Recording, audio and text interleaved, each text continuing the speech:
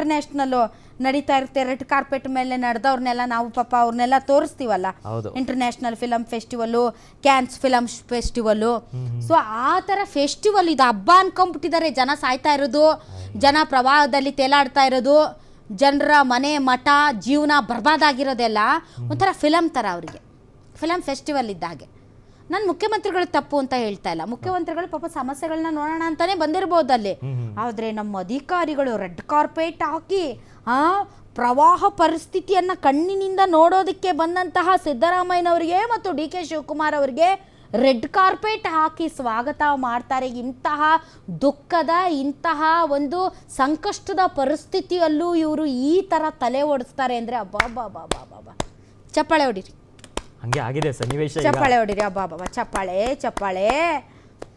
ದೇವರು ನಿಮ್ಮನ್ನು ಇನ್ನೂ ಸ್ವಲ್ಪ ಆಶೀರ್ವದಿಸಲಿ, ನಿಮ್ಗೆ ಇನ್ನೂ ಇಂಥ ದೊಡ್ಡ ದೊಡ್ಡ ಐಡಿಯಾಗಳು ಕೊಡ್ತಾ ಇರಲಿ, ಪ್ರತಿಪಕ್ಷಗಳೆಲ್ಲ ಕ್ಯಾಕರ್ ಸುಗಿತಾ ಇರಲಿ.